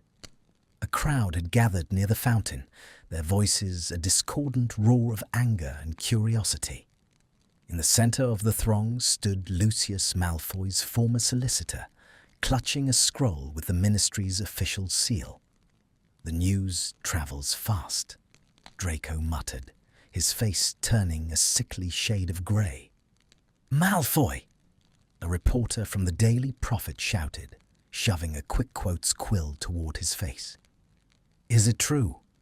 Have you surrendered the Malfoy artifacts to the ministry to avoid the new blood legacy tax?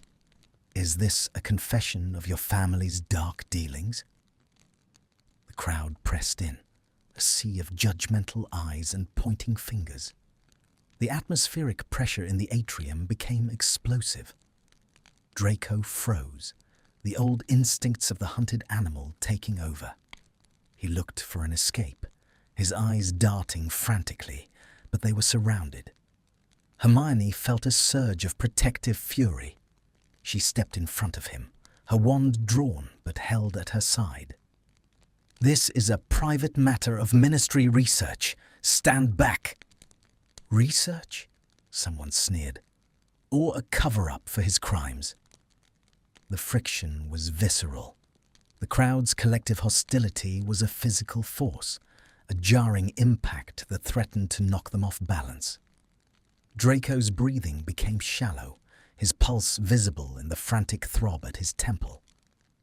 "I have to get out of here," he rasped, his voice barely audible over the din.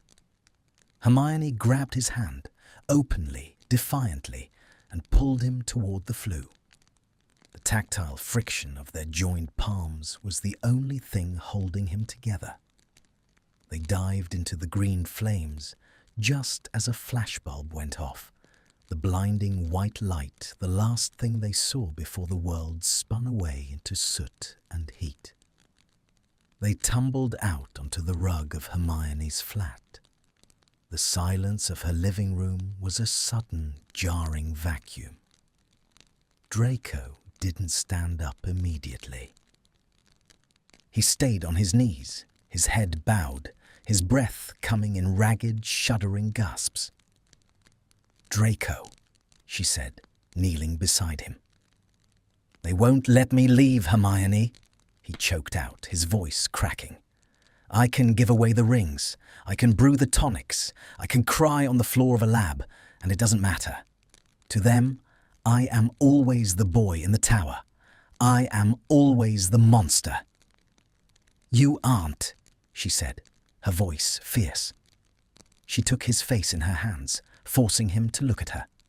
The friction of the moment was electric. "You are the man who chose to be better. That is the only truth that matters." He looked at her, his grey eyes swimming with a devastating mixture of love and despair. "Why are you doing this? Why are you helping me?" "Because I can't help but think about you," she whispered, the honesty of the confession a jarring alignment of her heart and her words. "Because every time you walk into that lab, I feel the air change. Because I'm tired of fighting a war that ended 8 years ago, and I want to start a new one with you." The tension reached a fever pitch. The atmospheric pressure in the small room was so high it felt as though the windows might shatter. Draco reached up, his fingers tangling in the hair at the nape of her neck, his touch a tactile friction that sent shivers through her entire being. "I have nothing to give you, Hermione," he breathed, his mouth inches from hers. "No name, no fortune, no peace." "Then give me the friction," she said. "Give me the shouting and the silence and the truth." He leaned in, and finally the distance vanished. The kiss was not the soft, romantic embrace of a fairy tale. It was a jarring impact of two souls who had been colliding in the dark for a decade. It tasted of salt, ash, and desperate hope. It was a visceral alignment, a magnetic pull that finally found its polarity. Draco's hands were frantic, gripping her as if she were the only thing keeping him from drifting into the void. Hermione responded with equal intensity, her fingers digging into his shoulders, pulling him closer until there was no space left between them. The internal conflicts, the broken prejudices, the years of "can't stand it," it all burned away in the heat of the moment. They broke apart, breathless, their foreheads resting against each other. The silence was heavy, but it was no longer a burden. It was a promise. "I don't know what happens tomorrow," Draco whispered, his voice trembling. "Tomorrow doesn't matter," she replied, her thumb brushing the line of his jaw. "We're here, now." But even as they sat on the floor of her flat, the shadows of the evening began to stretch.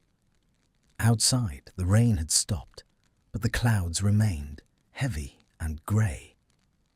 The world was still there, waiting with its questions and its judgments. The Malfoy name was in the vault, but the man was in her arms, and as Hermione looked at the fading light, she realized that the hardest part wasn't the surrender, it was the rebuilding.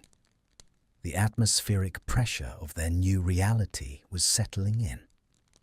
They were no longer enemies, but they weren't yet safe. The friction between them had turned from a source of pain into a source of heat, but fires need to be tended, and the wind was still howling outside the door. "Stay," she said, the command soft but unyielding. "I have nowhere else to go," he replied. He pulled her back into him, and as they sat in the gathering dark, the only sound was the rhythmic thrum of their hearts, two broken things finally finding the beat that matched. The first chapter of their life ended not with a victory, but with a quiet, desperate staying. But as Hermione closed her eyes, she thought of the unspeakable in the Department of Mysteries. She thought of the way the obsidian stone had glowed. A soulbinder doesn't just bind the wearer, it binds the one who holds the key. And as she felt Draco's breath against her skin, she realized that by freeing him, she had bound herself to him in a way no magic could ever undo. The storm was far from over, but for the first time in her life, Hermione Granger didn't care about the weather. She only cared about the man whose hand was currently gripped in hers, his pulse steady and real against her palm. The morning light that filtered through Hermione's window was different from the clinical glow of the ministry. It was a pale, honeyed amber that caught the dust motes dancing in the air, casting long, soft shadows across the worn spines of her books. Draco was still there. He was sitting at her small kitchen table, a cup of tea untouched before him, watching the sun rise over the jagged London skyline. The atmospheric pressure of the room had shifted from the frantic electric static of the previous night to a heavy, grounded stillness. He looked different without the armor of his laboratory robes. In a simple grey jumper, he looked younger, his sharp edges softened by the morning light. Yet the depth of his internal conflict was still visible in the way he stared at the steam rising from his cup. The friction between them hadn't vanished. It had simply evolved from a spark into a steady, warming hum. "I used to think the dawn was the worst part of the day," he said, his voice a low, gravelly vibration that resonated in the quiet flat. "It meant the night was over, and I had to go back to being the person the world expected me to be. But here, with the scent of your books and the sound of the kettle, it feels like the dawn might actually be a beginning." Hermione walked over to him, her footsteps light on the wooden floor. She placed a hand on his shoulder, and the tactile friction of her palm against the wool of his jumper was a visceral alignment of their new reality. He leaned into her touch, his head resting against her side for a moment. "The world will still expect things, Draco," she said softly. "The prophet will have its headlines, and the ministry will have its questions. We haven't escaped the storm. We've just found a place to weather it." "I know," he replied, finally looking up at her. His grey eyes were clear, the fractures of guilt still there, but no longer blinding him. "But for the first time in my life, I don't feel like I'm drowning in it. I feel like I'm standing on solid ground, even if that ground is just a few square feet of an apartment in London." He stood up, the chair scraping gently against the floor. He took her hands in his fingers tangling with hers. The magnetic pull was constant now, a quiet force that drew them together without the need for potions or pretenses. "I need to go back to the manor," he said, and for a second the atmospheric pressure in the room spiked with her sudden apprehension. He saw the flicker of worry in her eyes and squeezed her hands. "Not to stay, not to hide. I need to close it, Hermione. I need to walk through those halls one last time as a free man and tell the ghosts that I'm not their keeper anymore. I need to pack the things that matter, not the gold or the artifacts, but the things that are mine, and leave the rest to the dust." "Do you want me to come with you?" she asked. He paused, a look of profound, vulnerable tenderness crossing his face. "No, I need to do this alone. I need to know that I can walk out of that gate on my own 2 feet without a hand to pull me. But I want you to be waiting for me when I get back. Not as a submissive, not as a researcher, but as Hermione."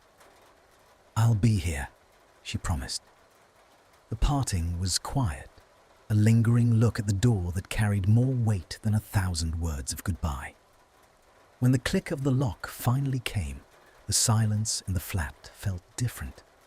It wasn't the hollow void of the laboratory. It was a space filled with potential, a vacuum waiting to be filled with the life they were about to build. Hermione spent the day in a state of suspended animation. She went to the ministry, navigating the whispers and the sidelong glances with a serene, untouchable dignity. She filed the final reports on the restorative tonics, her handwriting steady and precise.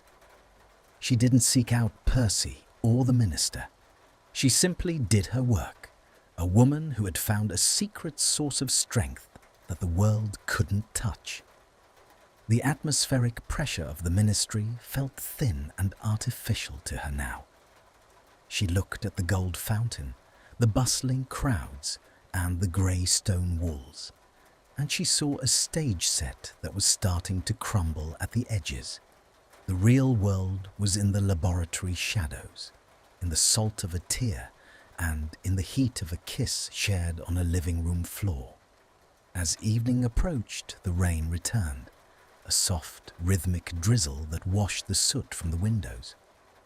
Hermione returned to her flat, lighting the candles and brewing a fresh pot of tea. She sat by the window, watching the street below. Every time a figure in a dark coat walked past, her heart performed a small, frantic dance. Hours passed. The candles burned low, their wax forming those familiar, grotesque shapes. The silence began to grow heavy, a familiar dread creeping back into the corners of her mind. Had he changed his mind? Had the manor swallowed him whole, pulling him back into the gravity of his name? Then she heard it. Not the frantic knocking of a man in trouble, but the steady, rhythmic sound of a key in the lock. Draco had kept the key she had given him that morning. The door opened and he stepped inside. He was soaked to the bone, his hair plastered to his forehead, and he carried nothing but a small, battered leather satchel. He looked exhausted, his face pale and lined with the strain of the day, but his eyes were burning with a fierce, quiet joy. "It's done," he whispered, the words sounding like a benediction. "I locked the gates. I left the keys in the great hall. I told the portraits to keep their own company." He dropped the satchel and walked toward her. The tactile friction of his damp clothes against her skin as he pulled her into an embrace was a jarring, beautiful impact. He smelled of rain, old wood, and freedom. "I'm just Draco," he said into her hair, his voice trembling. Just a man with a bag of books and a very uncertain future. That sounds like a perfect beginning to me, Hermione replied, pulling back to look at him. The tension between them finally shifted into its final form, a visceral alignment of two souls who had stopped fighting the current and started swimming together. There was no more can't help but think, no more broken prejudices. There was only the heat of their breath in the cool room and the knowledge that they had survived the wreckage of themselves. Draco reached into his pocket and pulled out a small, plain silver band. Not a Malfoy heirloom, but something he had clearly picked up in the Muggle part of the city on his way back. It was simple, unadorned, and free of any enchantment. "I know I don't deserve to ask," he said, his voice cracking with a raw, bleeding honesty. "And I know we've spent 8 years tearing each other apart, но я не хочу більше бути вільним, якщо це означає бути без тебе. But I don't want to be free anymore if it means being without you." He didn't put the ring on her finger. He held it out in the palm of his hand, a silent question. Hermione looked at the ring, then at the man who had brewed a submission potion just to find a way to be heard. She took the ring from his palm and, with a steady hand, slipped it onto her own finger. It was cold, but it warmed instantly against her skin. "Then don't be," she whispered. He leaned down, and the kiss that followed was the resolution of every conflict, the answer to every doubt. It was slow, emotional, and filled with the weight of everything they had overcome. The atmospheric pressure in the room reached a perfect, harmonious balance. The storm outside was still there, the world was still waiting, but as they stood together in the candlelight, the friction was gone, replaced by a deep, enduring warmth. The laboratory was a lifetime away. The Vinctum anime was a ghost. They were no longer characters in a tragedy of blood and legacy. They were the authors of a new story, written in the ink of their own choices.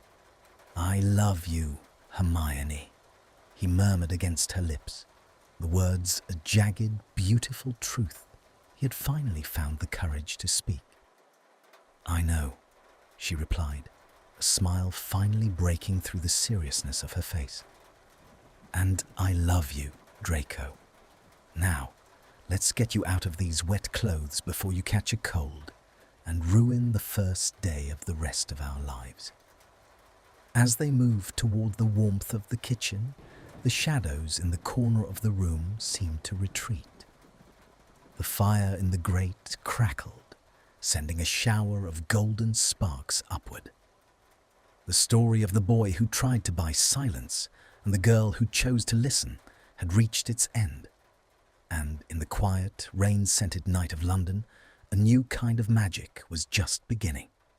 One that didn't require a wand, a cauldron, or a drop of potion to be the most powerful force in the world.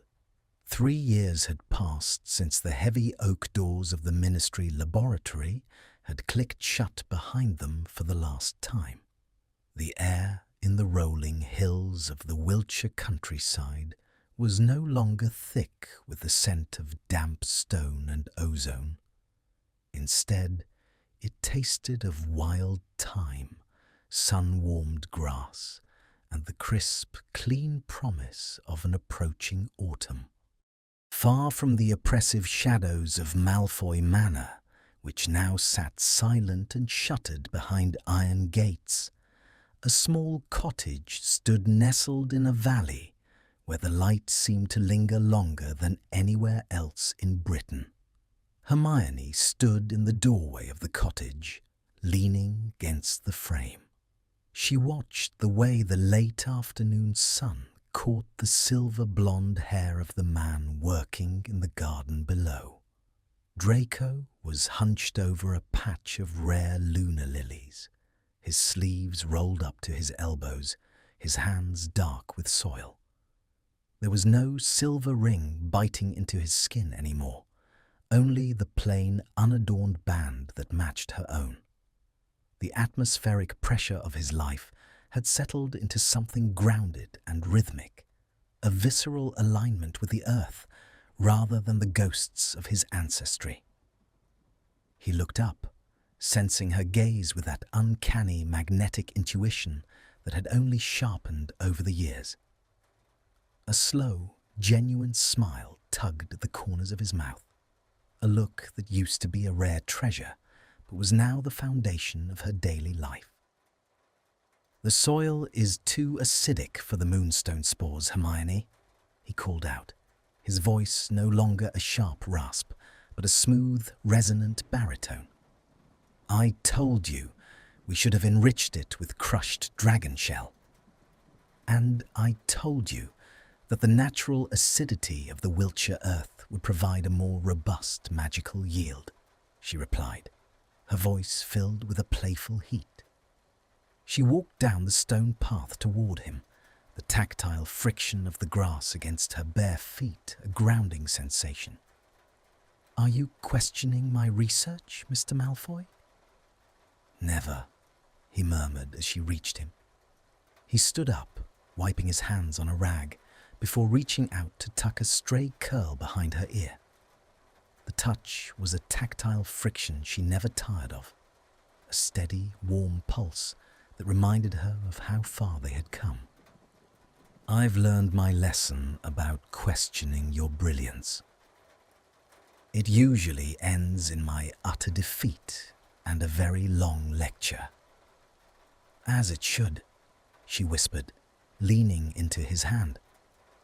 The internal conflicts that had once threatened to tear them apart had not vanished, but they had been reshaped into something constructive. They still argued, passionately, brilliantly, over potion theory, over the politics of the Wizengamot, over which book deserved the place of honor on the bedside table.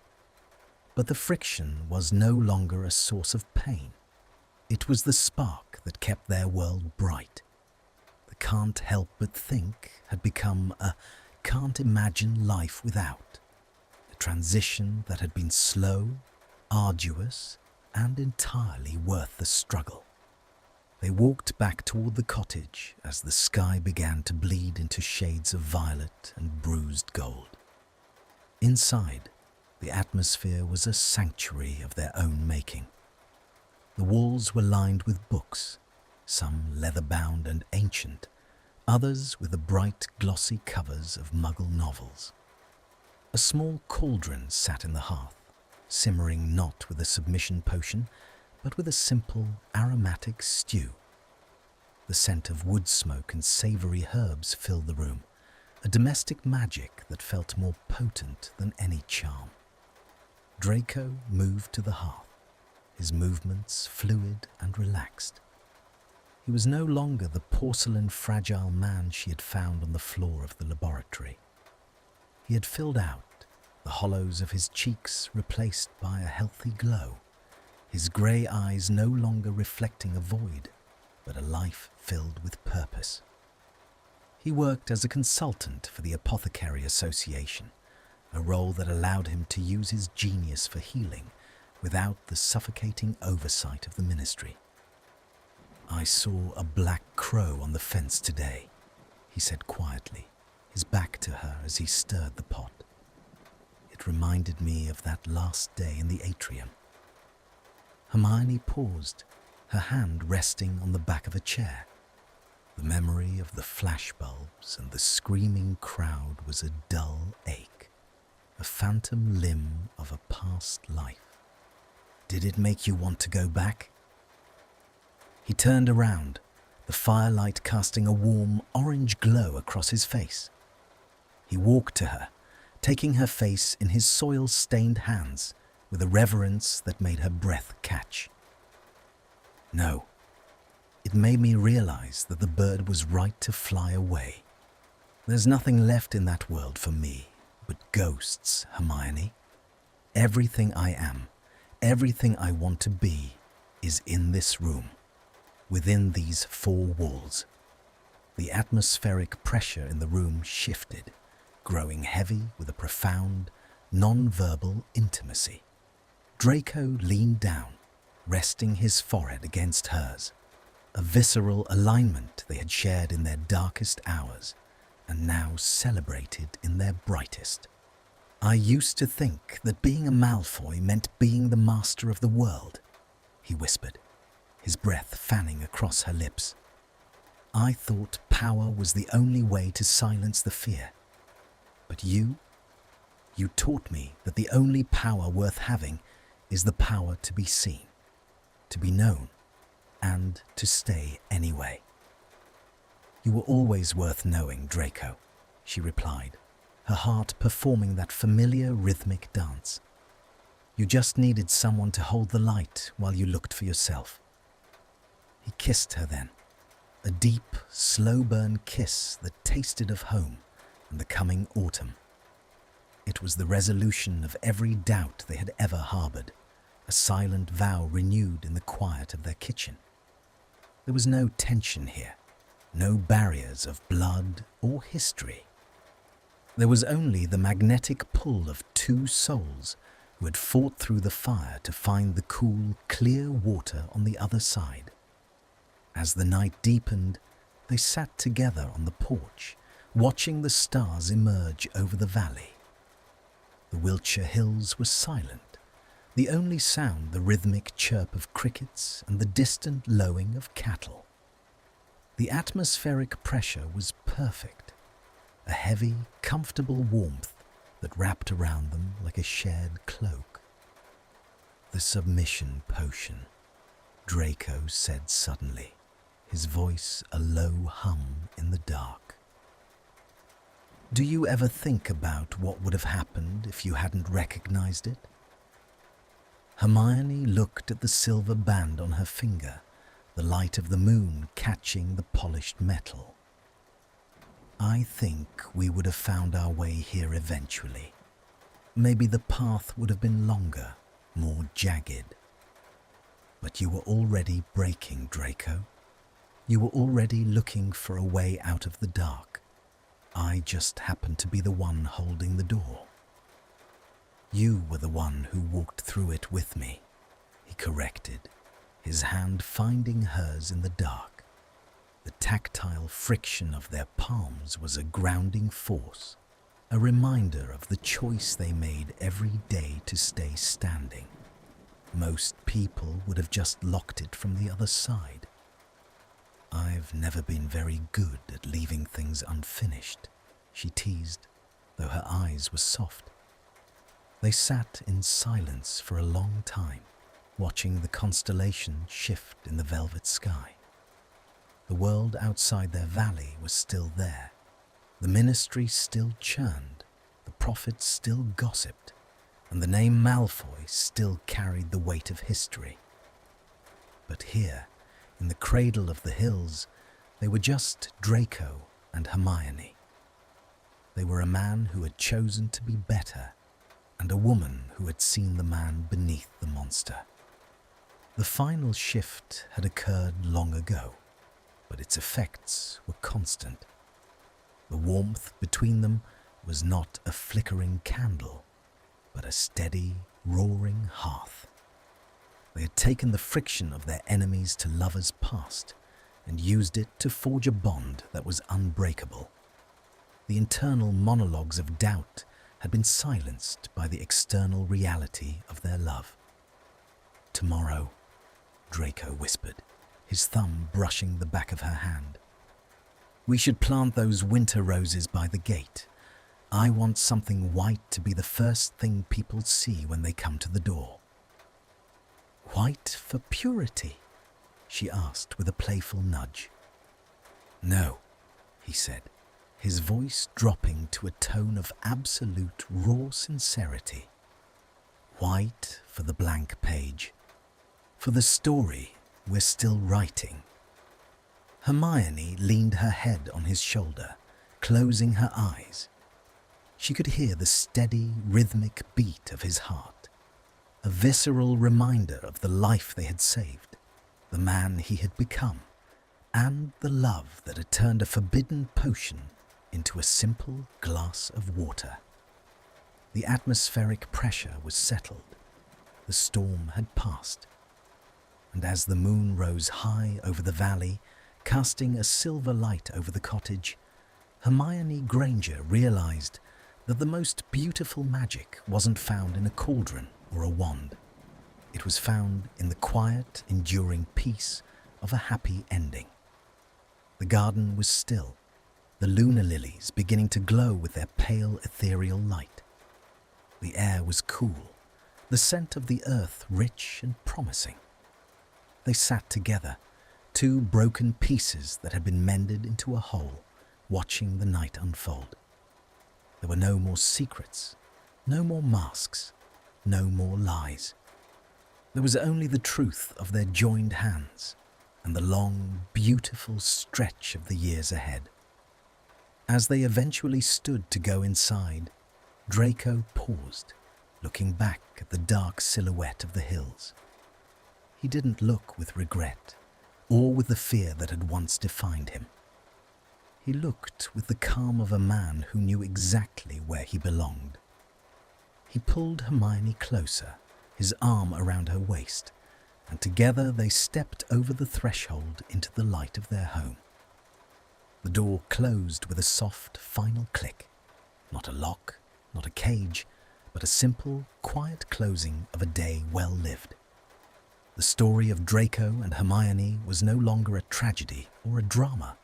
It was, quite simply, a love story. And in the heart of the wizarding world, that was the greatest magic of all. Thank you for staying with me until the end.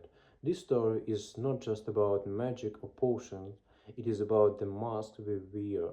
It is about the fear of being seen. Draco and Hermione are very different, but they both know what it's like to be lonely. They show us that love is a choice. It is a choice to stay, it is a choice to forgive. In life, we often try to control everything.